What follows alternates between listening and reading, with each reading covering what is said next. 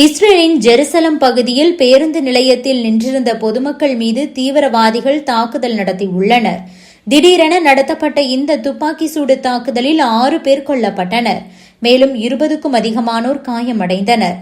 இந்த உலகெங்கும் பெரும் அதிர்வலைகளை ஏற்படுத்தியுள்ள நிலையில் இந்த தாக்குதலுக்கு பிரதமர் மோடி கடும் கண்டனங்களை தெரிவித்துள்ளார்.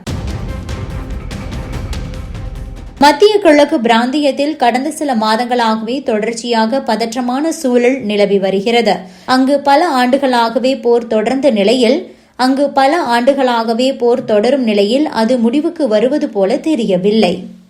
இதற்கிடையே ஜெருசலத்தில் நேற்று மிக மோசமான ஒரு தாக்குதல் நடந்துள்ளது. ஜெருசலமின் புறநகர் பகுதியில் அமைந்துள்ள பேருந்து நிறுத்தம் அருகே பாலஸ்தீனிய பயங்கரவாதிகள் 2 திடீரென தாக்குதல் நடத்தியுள்ளனர். அங்கிருந்த அப்பாவி மக்களை குறிவைத்து இவர்கள் சரமாரியாக துப்பாக்கி சூடு நடத்தியுள்ளனர். இந்த துப்பாக்கி சூட்டில் குறைந்தது 6 பேர் கொல்லப்பட்டதாகவும் 20க்கும் மேற்பட்டோர் காயமடைந்ததாகவும் தெரிவிக்கப்பட்டுள்ளது. இந்த தாக்குதல் காரணமாக சம்பவ இடத்திலேயே 4 பேர் உயிரிழந்தனர். 2 மருத்துவமனையில் சிகிச்சை பெறும்போது உயிரிழந்தனர். இதன் மூலம் இந்த தாக்குதலில் உயிரிழந்தோரின் எண்ணிக்கை 6ஆக உயர்ந்துள்ளது. மேலும் 7 பேர் மருத்துவமனையில் உயிருக்கு ஆபத்தான நிலையில் சிகிச்சை பெற்று வருகிறார்கள் என செய்திகள் வெளியாகியிருக்கிறது.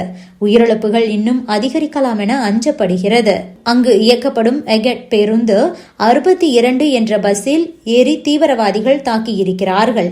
திடீரென நடந்த இந்த துப்பாக்கி சூட்டால் பொதுமக்கள் பயந்து போய் ஓடியிருக்கிறார்கள்.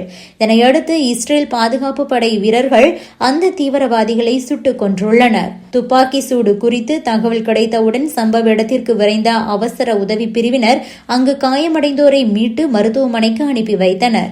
இந்த மோசமான தாக்குதலை நடத்தியவர்கள் வெஸ்ட் பேங்க் பகுதியைச் சேர்ந்த பாலஸ்தீனியர்கள் என்று பாதுகாப்பு அதிகாரிகள் கூறியதாக டைம்ஸ் ஆஃப் இஸ்ரேல் செய்தி வெளியிட்டுள்ளது. கார் மூலம் பேருந்து நிலையத்திற்கு வந்த அவர்கள் திடீரென அப்பாவி மக்களை நோக்கி துப்பாக்கி சூட்டை நடத்தியுள்ளனர். அவர்கள் பயங்கரவாதிகள் என்று இஸ்ரேலிய காவல்துறையினர் அடையாளம் கண்ட போதிலும் அவர்கள் யார் என்பது குறித்து விசாரணை தொடர்ந்து நடந்து வருகிறது. மேலும் தாக்குதலுக்கான நோக்கம் தெளிவாக தெரியவில்லை. ஹமாஸ் தொடங்கி வைத்த போரால் காசா மக்களின் உயிரை வாங்கிக் கொண்டிருக்கிறது இஸ்ரேல். இதற்கு பழிவாங்கும் விதமாக பாலஸ்தீனியர்கள் இஸ்ரேல் மீதும் அவ்வப்போது தாக்குதலை நடத்தி வருகின்றனர்.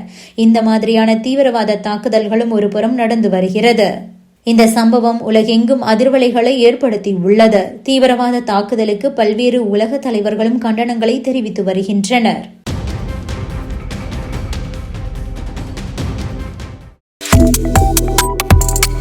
Subscribe to One India and never miss an update.